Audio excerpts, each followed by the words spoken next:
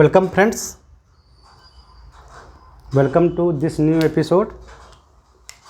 और आज हम फोटो इलेक्ट्रिक इफ़ेक्ट के बारे में बात करेंगे।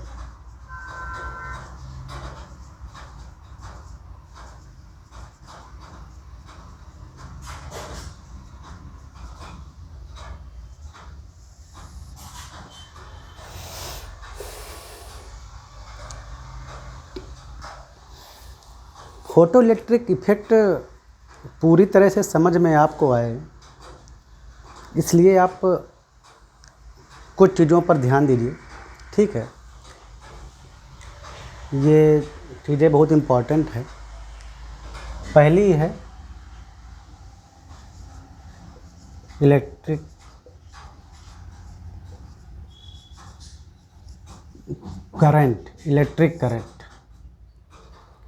इलेक्ट्रिक करंट, इसको आई से लिखते हैं, डिनोट करते हैं कह लो।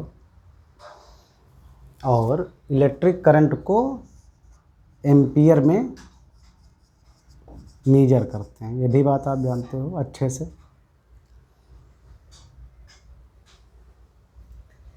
इलेक्ट्रिक करंट क्या है? इलेक्ट्रिक करंट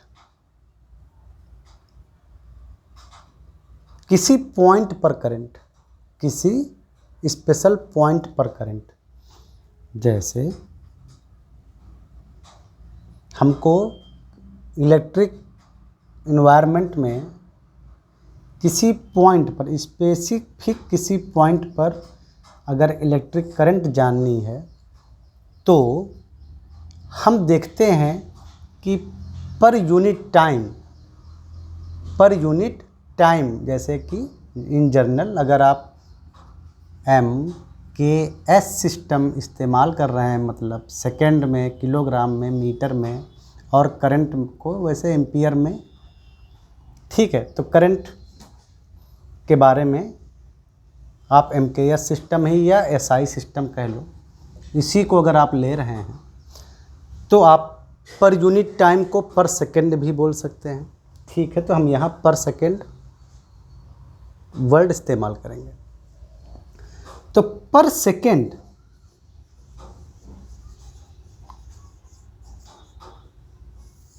इस पॉइंट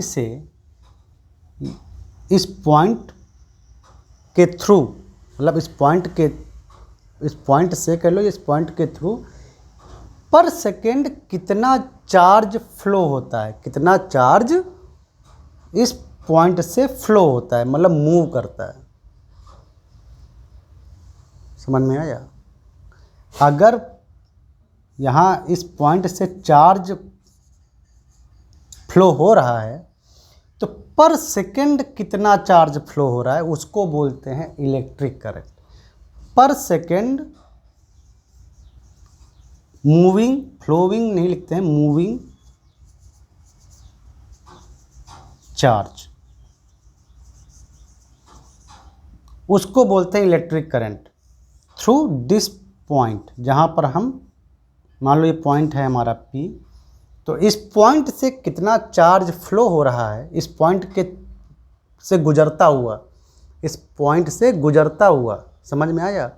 फ्लो या moving through this point P, कितना चार्ज मूव कर रहा है उसको बोलते हैं इलेक्ट्रिक करंट पर second moving charge through this point. यानी अब तो ये तो हुआ पर सेकंड, मतलब ऐसे।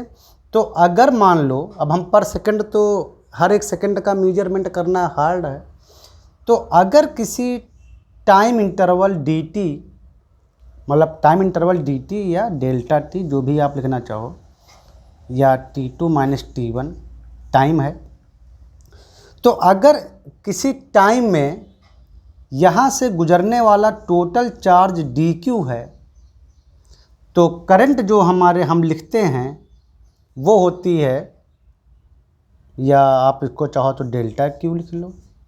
तो एवरेज करंट जो होता है वो होता है delta Q by delta time, मतलब इतने टाइम इंटरवल में इतना चार्ज इस पॉइंट से होकर गुजरा। और अगर आपको इंस्टेंटेनियस करंट मतलब अगर वो चार्ज टाइम का एक फंक्शन है तो इंस्टेंटेनियस करंट dQ/dt। ये तो आप समझ गए। यानी हर सेकंड जितना ज़्यादा चार्ज फ्लो होगा उस पॉइंट से हम बोलेंगे कि उस पॉइंट से उतनी ज़्यादा करंट पास हो रही है।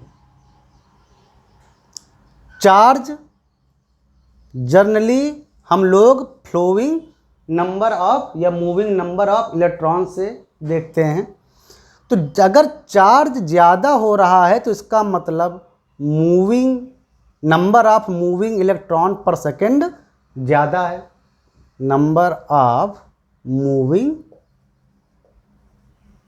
इलेक्ट्रॉन्स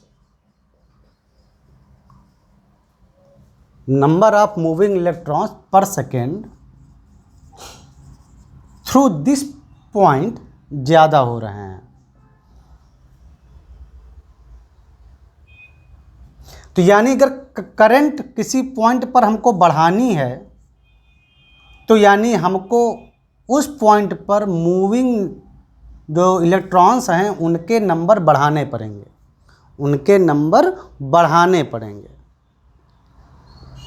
तभी करंट ज़्यादा मिलेगी। बहुत ध्यान से देखना, ये आपको अभी आगे फोटो इलेक्ट्रिक इफेक्ट को अच्छी तरह से समझने के लिए बहुत ज़रूरी है। तो अगर हमको किसी पॉइंट पर करंट मान लो बढ़ी हुई मिली या ज़्यादा अचानक बढ़ गई तो इसका मतलब है कि उस पॉइंट से पर सेकेंड अब ज़्यादा इलेक्ट्रॉन मूव हो रहे हैं। समझ में आया? तो क्रूड लैंग्वेज में आप इसको ऐसे भी लिख सकते हो अब चार्ज को आप नंबर, कितने नंबर्स हैं और नंबर ऑफ इलेक्ट्रॉन, एक इलेक्ट्रॉन का चार्ज, और डिवाइडेड बाय dt ऐसे भी लिख सकते हो, क्योंकि चार्ज इक्वल टू NE मतलब एक इलेक्ट्रॉन का चार्ज, E की वैल्यू आप जानते हैं 1.6 × 10⁻⁻19 कूलॉम। एक और कहीं है मार्कर्स की इंक, लग रहा है ख़त्म हो गई। आगे तो एक इलेक्ट्रॉन का चार्ज इतना है, तो अगर n इलेक्ट्रॉन है तो टोटल चार्ज इतना है।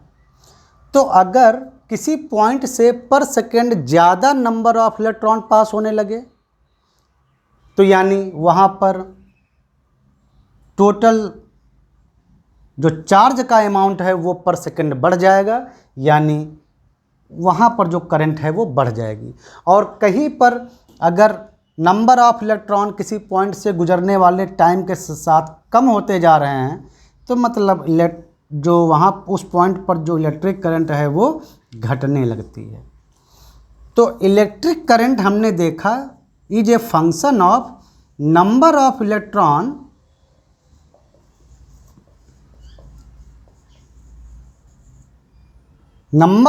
किसी पॉइंट पर इलेक्ट्रिक करंट जो होती है वो किसका फंक्शन होती है? Number of electron passing through this point in unit time. तो यहाँ हम टाइम सेकंड में ले रहे हैं तो पर सेकंड। ये चीज़ आपको अच्छे से समझ में आनी चाहिए। ये तो था पहला ज़रूरी चीज़ फोटो इलेक्ट्रिक इफेक्ट को समझने के लिए। दूसरा कॉन्सेप्ट यहाँ पर देखो, ध्यान से देखना। ये एक इलेक्ट्रॉन है जिस पर जो चार्ज है आप जानते ही हो, यूनिवर्सल होता है इलेक्ट्रॉन का charge. E equal to charge मतलब एक इलेक्ट्रॉन पर जो चार्ज होता है वो 1.6 × 10⁻⁻19 कूलम होता है। ठीक है, इस इलेक्ट्रॉन के पास मान लो काइनेटिक एनर्जी है, मतलब वो किसी स्पीड से चला आ रहा है, किसी वेलोसिटी से चला आ रहा है। उसके पास एक काइनेटिक एनर्जी है जो कि इस इलेक्ट्रॉन को मान लो v स्पीड से चला रही है। तो इलेक्ट्रॉन की जो काइनेटिक एनर्जी होगी वो कितनी होगी? ½ me और v²। me is the mass of the electron, वो आप जानते हो 9.1 10⁻³ किलोग्राम। तो ये इलेक्ट्रॉन मान लो अपनी एक काइनेटिक एनर्जी से चला आ रहा है, इसके पास वेलोसिटी v है। सामने आप एक निगेटिव प्लेट लगा दीजिए, निगेटिवली चार्ज्ड प्लेट लगा दिया, यानी इस पर कोई निगेटिव चार्ज है। ठीक है, कितना है अब पता नहीं है, भाई हम जस्ट उसको एग्जामिन कर रहे हैं, चेक कर रहे हैं। अगर वो निगेटिव चार्ज है तो वो निगेटिव है, ये भी निगेटिव है, इलेक्ट्रॉन पर चार्ज निगेटिव होता है, तो वो इस पर एक रिपल्सिव फोर्स लगाएगा, वो इस पर एक रिपल्सिव फोर्स लगाएगा इस डायरेक्शन में, इस इलेक्ट्रॉन पे इलेक्ट्रिक फोर्स अपोजिट डायरेक्शन में लगाएगा। ये फोर्स इस डायरेक्शन में काम कर रहा है। इलेक्ट्रॉन काइनेटिक एनर्जी के साथ ऐसे आ रहा था, यानी उसका डिस्प्लेसमेंट इस डायरेक्शन में था। तो फोर्स और डिस्प्लेसमेंट जो है वो परस्पर यहाँ पे देखो अपोजिट डायरेक्शन में है, यानी ये जो वर्क करेगा इलेक्ट्रिक फोर्स वो क्या होगा, निगेटिव करेगा। निगेटिव जो वर्क होता है वो इस पार्टिकल की या कह लो ये इलेक्ट्रॉन की काइनेटिक एनर्जी को घटा देता है। क्यों? क्योंकि हम वर्क काइनेटिक एनर्जी थ्योरम पढ़ चुके हैं। पॉजिटिव वर्क पार्टिकल की वेलोसिटी या काइनेटिक एनर्जी को बढ़ाता है, निगेटिव वर्क उसकी काइनेटिक एनर्जी को कम करता है। देखो, तो जाहिर सी बात है कि अब इस इलेक्ट्रॉन की धीरे धीरे काइनेटिक एनर्जी कम पड़ेगी। ये फोर्स निगेटिव वर्क करेगा क्योंकि ये रिपल्सिव फोर्स है, तो इलेक्ट्रॉन की काइनेटिक एनर्जी जाहिर सी बात है कि घटना शुरू हो जाएगी। हम थोड़ा और फील्ड बढ़ाते हैं। फील्ड का मतलब इस पर निगेटिव चार्ज और बढ़ाते हैं। इस पर देखो, जब ये प्लेट निगेटिव चार्ज लगाई थी तो प्लेट ने एक इलेक्ट्रिक फोर्स जनरेट किया था, इलेक्ट्रिक फील्ड। हर चार्ज एक इलेक्ट्रिक फील्ड अपने आसपास जनरेट करता है, तो इस निगेटिवली चार्ज प्लेट ने भी एक इलेक्ट्रिक फील्ड जनरेट किया। उसकी डायरेक्शन निगेटिवली चार्ज के इस ओर होगी, तो इलेक्ट्रॉन पर फोर्स अपोजिट काम करेगा। हम ये जानते हैं कि इलेक्ट्रिक फील्ड की डायरेक्शन निगेटिव चार्ज पर फोर्स के अगेंस्ट में होती है, उल्टा होती है। अब हम चाहते हैं कि देखो, अब उसकी है ना, ठीक है, अब उसकी काइनेटिक एनर्जी घटना शुरू हो जाएगी क्योंकि रिपल्सिव फोर्स अगेंस्ट में काम कर रहा है, उसको बढ़ने नहीं देगा। उसकी स्पीड गिरेगी क्योंकि निगेटिव वर्क हो रहा है, तो काइनेटिक एनर्जी गिरती जाएगी। हमारा अब अगला काम यह है कि हमने यहाँ पर थोड़ा और निगेटिव चार्ज बढ़ाया, तो और ये फील्ड हमारा बढ़ेगा। भाई चार्ज बढ़ता है तो इलेक्ट्रिक फील्ड बढ़ता है अपने आसपास, तो ये जब और बढ़ेगा, थोड़ा बढ़ रहा है, थोड़ा और हमने बढ़ाया इलेक्ट्रिक फील्ड। जब आपने इलेक्ट्रिक फील्ड और बढ़ाया तो फोर्स जानते ही हो, फोर्स क्या होता है, QE, यही तो होता है। तो जितना आप इलेक्ट्रिक फील्ड बढ़ाओगे, यहाँ पर इलेक्ट्रॉन है तो आप ऐसे लिख लो, तो जितना आप इलेक्ट्रिक फील्ड बढ़ाओगे फोर्स भी बढ़ता जाएगा। डायरेक्शन भले ही उल्टा हो लेकिन उसकी अमाउंट बढ़ती जाएगी। अब ये फोर्स बढ़ता जा रहा है, जब ये फोर्स और बढ़ेगा तो वो और निगेटिव वर्क करेगा, क्योंकि वर्क जो है वो फोर्स इनटू डिस्प्लेसमेंट होता है, जानते ही हो। फोर्स बढ़ाओगे तो वर्क बढ़ेगा, निगेटिव वर्क हो या पॉजिटिव वर्क हो, फोर्स बढ़ाओगे तो बढ़ेगा। अब यहाँ पर निगेटिव वर्क हो रहा है तो यानी निगेटिव वर्क और बढ़ेगा, वो और उसकी काइनेटिक एनर्जी कम करता जाएगा। ठीक है, धीरे धीरे हम एक ऐसी जगह आके रुकेंगे। अब हम या कह सकते हो कि अब हम थोड़ा और निगेटिव चार्ज बढ़ाएंगे तो ये इलेक्ट्रिक फील्ड और जनरेट तेज होगा और उसकी वैल्यू बढ़ेगी। ई की वैल्यू बढ़ेगी तो ये इलेक्ट्रोस्टैटिक जो फोर्स है इलेक्ट्रॉन पर जो इस डायरेक्शन में काम कर रहा है इसकी वैल्यू और बढ़ेगी और ये अपोज करेगा यानी और निगेटिव वर्क करेगा तो इसकी काइनेटिक एनर्जी और गिरती जाएगी। हम एक धीरे धीरे हम इस इलेक्ट्रिक फील्ड की स्ट्रेंथ को मान लो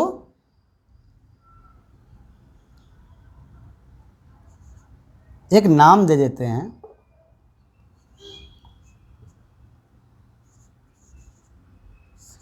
स्टॉप मतलब कि हमने इसके निगेटिव चार्ज को और बढ़ाया तो ये धीरे धीरे इलेक्ट्रिक फील्ड और बढ़ा और ये बढ़ते बढ़ते मान लो ये इस वैल्यू तक आ गया। स्टॉप हमने क्यों लिखा है मैं बताता हूँ। स्टॉप का मतलब कि इतना हमने इलेक्ट्रिक फील्ड बढ़ाया इस पॉइंट तक, इस लेवल तक बढ़ा दिया कि उस पर जो फोर्स काम करेगा अब वो होगा ई स्टॉप और ये वो फोर्स होगा जो इसकी काइनेटिक एनर्जी को जीरो कर देगा, इसकी काइनेटिक एनर्जी को धीरे धीरे घटा के जीरो कर देगा।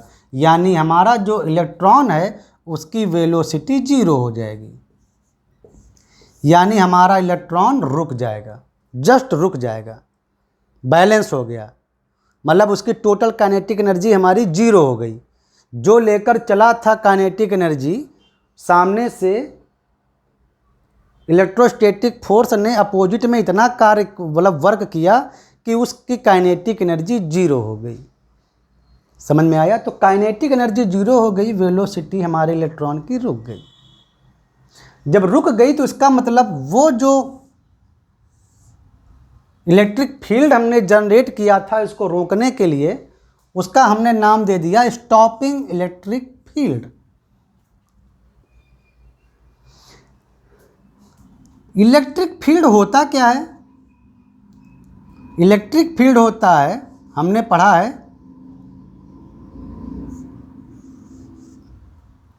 वोल्टेज डिफरेंस या पोटेंशियल डिफरेंस चार्ज मतलब चार्ज की जहाँ पर हम लोग दे रहे हैं और डिवाइडेड बाय डिस्टेंस। ये तो मतलब एक प्लेट नुमा है। तो जस्ट इसको ऐसे मत देखो फार्मूले के तौर पर, इसका कॉन्सेप्ट देखो। इलेक्ट्रिक फील्ड बढ़ाने के लिए हम वोल्टेज का सहारा लेते हैं, ऐसे समझो बस सीधे सीधे वोल्टेज डिफरेंस का सहारा लेते हैं। हम वोल्टेज डिफरेंस एक तरह से बढ़ा रहे थे। देखो इलेक्ट्रिक फील्ड बढ़ाना जो हमने अभी तक जो आपको ये थ्योरी बताई ये जस्ट उसका कॉन्सेप्ट है। हम प्रैक्टिकली क्या करते हैं, हम प्रैक्टिकली वोल्टेज बढ़ाते हैं। तो यहाँ पर कुछ ऐसा वोल्टेज बढ़ाते हैं कि इलेक्ट्रिक फील्ड इस डायरेक्शन में हाई होता जाए और ये फोर्स बढ़ता जाए और ये रोक दे। तो वो पोटेंशियल या वो वोल्टेज डिफरेंस जो कि इस इलेक्ट्रिक फील्ड को जनरेट करके ये फोर्स क्रिएट करता है जिससे कि इलेक्ट्रॉन की काइनेटिक एनर्जी जीरो हो जाए, यानी इलेक्ट्रॉन रुक जाए, स्टॉप हो जाए, उसको बोलते हैं स्टॉपिंग पोटेंशियल।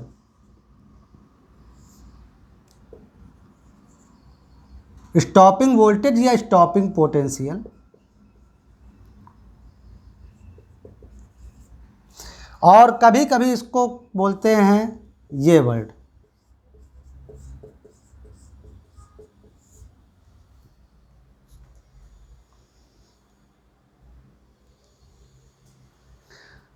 तो यानी अगर हम ये वोल्टेज डिफरेंस क्रिएट करें इस तरह कि यहाँ पर इलेक्ट्रिक फील्ड इस डायरेक्शन में काम करे, फोर्स इस डायरेक्शन में काम करे और उसकी काइनेटिक एनर्जी जीरो हो जाए, तो हमने किया क्या, हमने जस्ट उसकी काइनेटिक एनर्जी को जीरो कर दिया, घटा के जीरो कर दिया। इससे वोल्टेज डिफरेंस बढ़ा के अगेंस्ट में voltage difference negatively charge plate का बढ़ा के हमने इसकी काइनेटिक एनर्जी को जीरो कर दिया। यानी एक तरह से हम यहाँ पर लिख सकते हैं कि जो हमने जो वोल्टेज डिफरेंस के थ्रू काइनेटिक एनर्जी उसको नेगेटिवली डायरेक्शन में दिया, उसको आप लिख सकते हो एनर्जी क्या होता है, एनर्जी या काइनेटिक एनर्जी किसी चार्ज पार्टिकल की होता है, आप जानते हो चार्ज और वोल्टेज डिफरेंस, यही तो आप जानते हो ना। तो यहाँ पर इलेक्ट्रॉन है तो ई इलेक्ट्रॉन का चार्ज और ये वोल्टेज डिफरेंस जो आप एक्सपेरिमेंट में देते हो जिसको बोलते हैं स्टॉपिंग पोटेंशियल।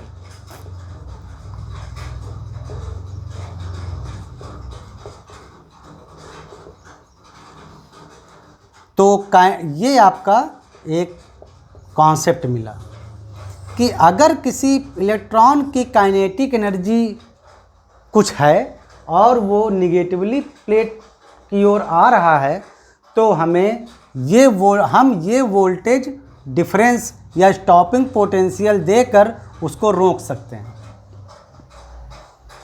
अब जिस इलेक्ट्रॉन की काइनेटिक एनर्जी जितना ज़्यादा होगी यानी उसको रोकने के लिए हमें उतना ही हाई स्टॉपिंग पोटेंशियल अप्लाई करना पड़ेगा, यानी हमको इसको और फील्ड बढ़ाना पड़ेगा, यानी हमको यहाँ पर और नेगेटिव चार्ज पुट करना पड़ेगा, रखना पड़ेगा।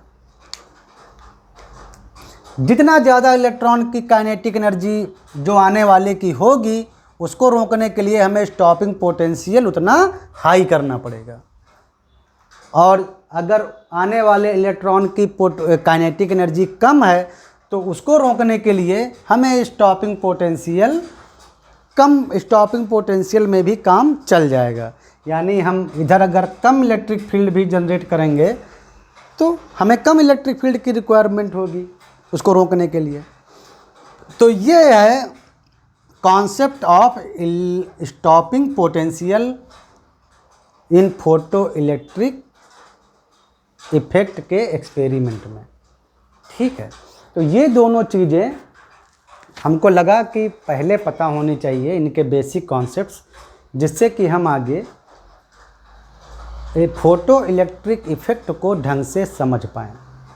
तो यहाँ स्टॉपिंग पोटेंशियल क्या है, हमारे द्वारा प्रोड्यूस या लगाया गया वो पोटेंशियल डिफरेंस जो कि आते हुए इलेक्ट्रॉन की काइनेटिक एनर्जी को रोक दे। तो अगर हमें कोई बता दे कि हमने इतना स्टॉपिंग पोटेंशियल लगा के किसी इलेक्ट्रॉन को रोक दिया था या उसकी काइनेटिक एनर्जी जीरो कर दी थी, तो हम यहाँ से पता कर सकते हैं कि आखिर आते हुए उस इलेक्ट्रॉन की काइनेटिक एनर्जी कितनी थी। तो वो काइनेटिक एनर्जी इतनी थी, इलेक्ट्रॉन का चार्ज और जो भी हमने स्टॉपिंग पोटेंशियल लगाकर उसको स्टॉप किया था। तो यहाँ से वो भी चीज़ आप निकाल सकते हो, ठीक है। तो आई थिंक ये बेसिक कॉन्सेप्ट आपको समझना बहुत ज़रूरी था दोनों। अब उसके बाद हम फोटो इलेक्ट्रिक इफेक्ट के बारे में ठीक से डिस्कशन कर पाएंगे आपको समझाने के लिए, ठीक है। चलो फिर मिलते हैं नेक्स्ट एपिसोड में ताकि आप अच्छे से समझें।